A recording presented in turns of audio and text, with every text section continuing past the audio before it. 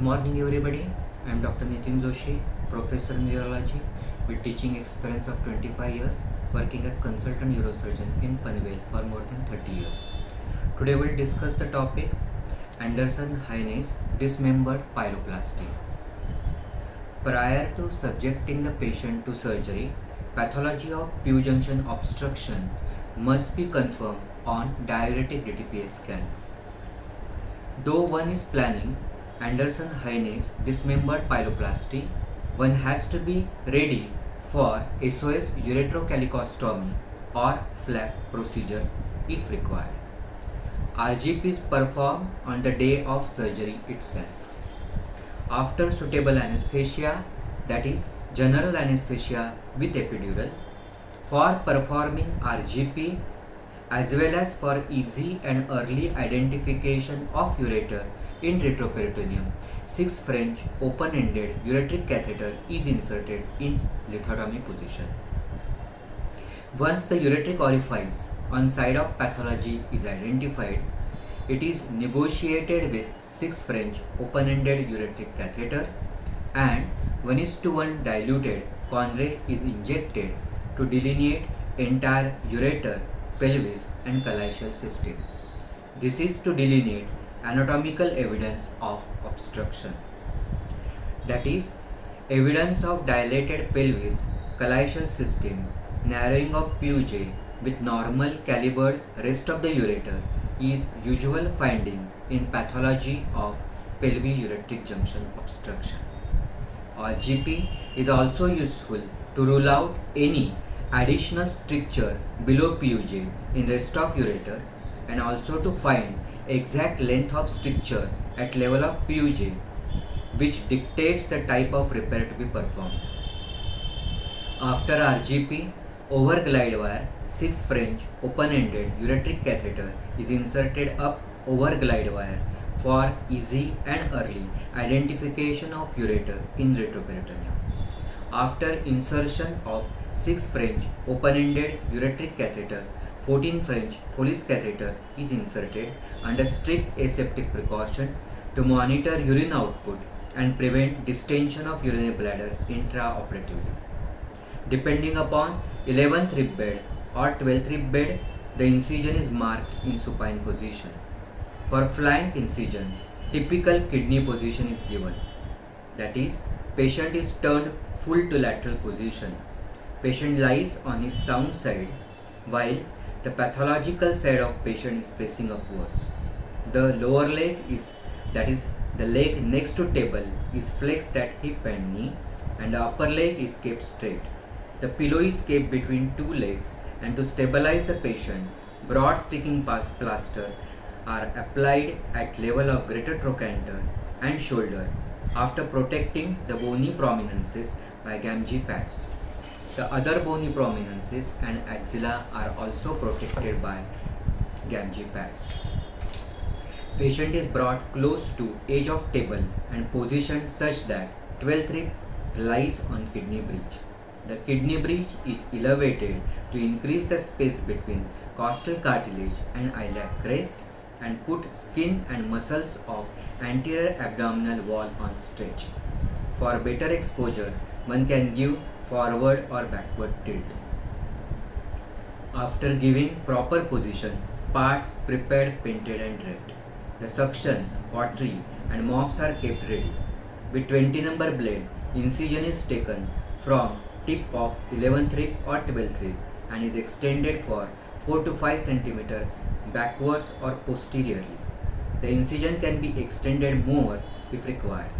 The incision taken from tip and then extended backwards. This is because pleura comes in relation to posterior periosteum of rib posteriorly, particularly in deep inspiration. While taking incision from tip of 11th or 12th rib and extending backward, the blade should grate upon the bone and should be taken along center of rib. This is because neurovascular bundle is present along the lower border of rib. Then the incision is deepened with cautery to cut all muscles of rib in one layer so as to expose anterior layer of periosteum. The muscles present on the rib are latissimus dorsi superficially, and deep to that is serratus posterior inferior muscle, while along upper and lower border of the rib are present muscle fibers of intercostal muscle. The exposed anterior periosteum is incised in center, and then the incised anterior periosteum is reflected by periosteum elevator upwards up to upper margin of rib and downwards up to lower border of rib. The intercostal muscle fibers are separated from upper or lower margin of rib either by cautery or by Doyne's separator. At the cartilaginous tip of rib, there may be presence of strong muscular attachments. The tip of rib is held with Alice forceps, and after releasing all the muscular attachments, the rib is cut with rib cutter so as to expose posterior periosteum of rib. This posterior periosteum of rib forms second layer of incision on posterior aspect. When posterior periosteum of rib is separated accurately, then even underlying pleura gets protected automatically. 11th rib bed or 12th rib bed incision typically shows 3 layers anteriorly as well as posteriorly. The first layer on posterior aspect of incision is formed by muscles latissimus dorsi, serratus posterior inferior, and then anterior periosteum of the rib. The second layer on the posterior aspect of incision is formed by posterior periosteum, while third layer on posterior aspect of incision is formed by diaphragm. While first, second and third layers on anterior aspect of incision are formed by external oblique muscle, internal oblique muscle, and transversus abdominis muscle respectively. The thoracolumbar or dorsolumbar fascia is present just below the tip of 12th rib. This thoracolumbar or dorsolumbar fascia is split by artery forceps or 2 fingers to create some space in retroperitoneum. Then index and middle finger of right hand is inserted into the space thus created and gradually dilated bluntly so as to create some more retroperitoneal space. Then with these 2 fingers, the posterior peritoneum or the parietal peritoneum lining the muscles of anterior abdominal wall posteriorly is stripped off and reflected medially. The muscles of anterior abdominal wall which are cut in the flank incision are external oblique, internal oblique, and transversus abdominis muscles. These muscles are initially tented upwards by 2 fingers and then cut layer by layer. This is because while cutting muscles, if any artery starts bleeding, then it can be temporarily controlled by lifting up the muscles by 2 fingers. While cutting the muscles of anterior abdominal wall, neurovascular bundle is exposed between internal oblique and transversus abdominis muscle. While cutting the muscles of anterior abdominal wall, every effort is to be taken to protect subcostal nerve. After cutting the muscles of anterolateral abdominal wall, the access can be improved posteriorly by incising lowermost fibers of diaphragm as far posterolaterally as possible and then pushing pleura superiorly.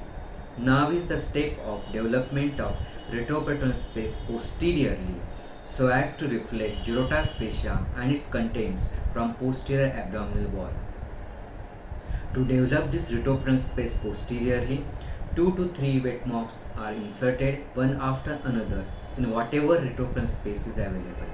This results into blunt dissection, thus separating Girota's fascia and its contents from muscles of posterior abdominal wall, namely tendon of transversus abdominis, quadratus lumborum, and psoas major muscle. There is presence of cleavage plane between Girota's fascia and peritoneum due to presence of extraperitoneal fat. With wet sponge in sponge holding forceps, this plane is dissected so as to separate peritoneum away from Girota's fascia. Once the Girota's fascia is separated, Girota's fascia and its contents are palpated and ureter is identified on psoas major as whitish tubular, non-branching, non-pulsatile tubular structure with its longitudinal running blood vessels in its periureteral adventitial fatty sheet. On the left side, ureter is intimately related to gonadal vessels. Once ureter is identified, it is held with vascular tissue holding forceps and dissected with mixture forceps parallel to direction of ureter on either side and hooked with infant feeding tube.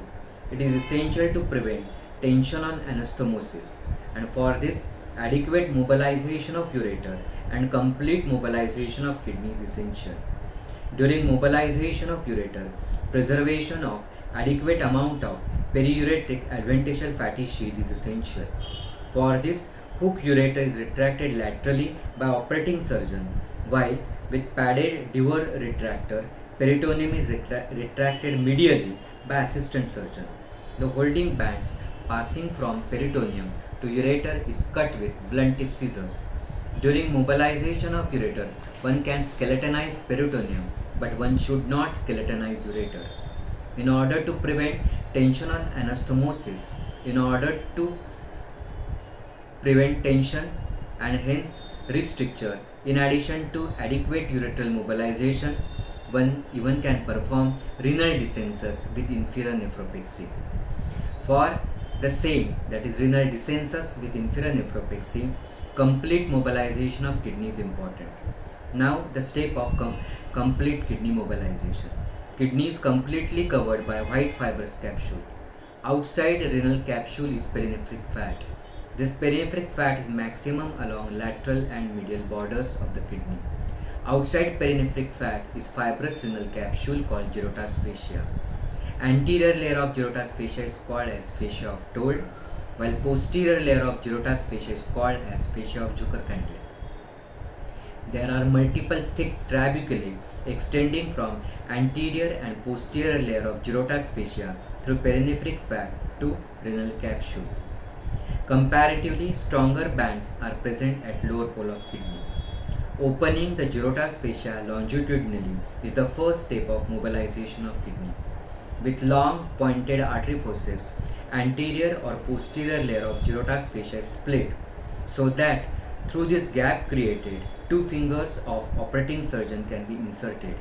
Under the control of two fingers, Girota's fascia is opened with cautery or steri in upward and downward direction. During mobilization of kidney, assistant holds perinephric tissue at stretch to make holding bands prominent, which are cut either by blunt tip scissors or cautery. Lower pole is mobilized first and then the upper pole. During polar mobilization, accessory vessels may come across which will have to be preserved.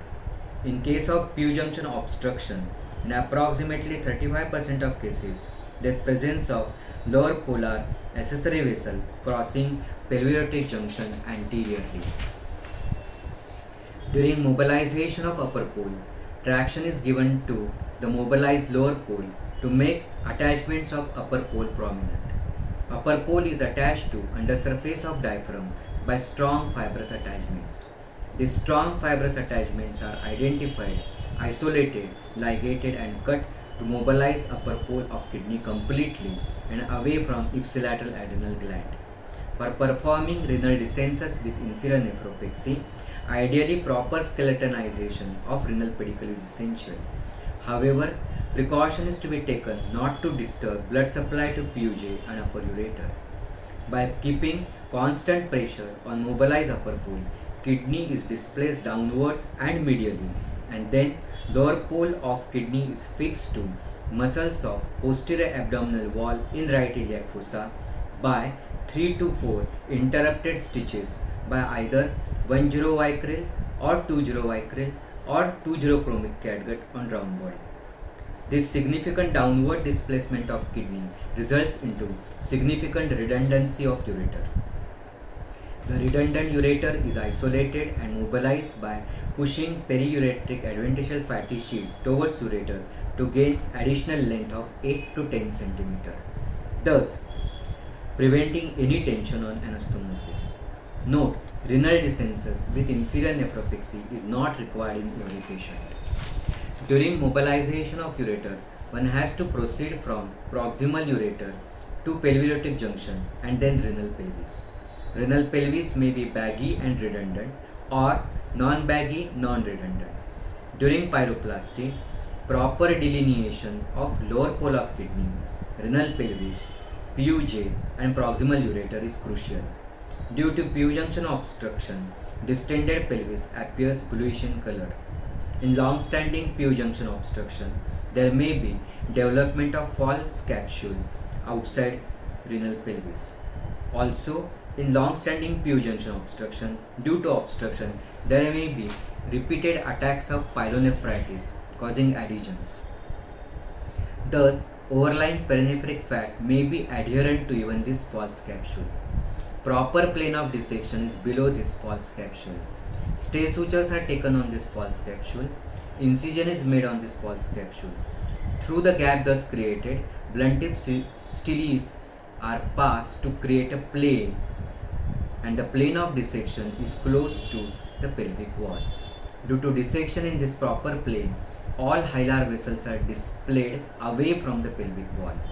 If renal pelvis is grossly distended, partially pelvis can be decompressed by aspirating the contents with fine needle and syringe.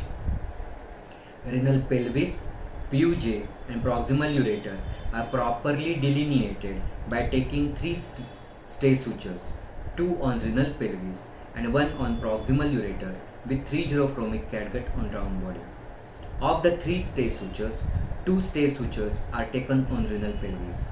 First on upper and medial wall of renal pelvis, second on lower and lateral wall of renal pelvis, and third stay suture is on upper ureter 4 to 5 cm below PUJ on its lateral wall. One may take additional stay suture with 30 vicryl on medial wall of upper ureter.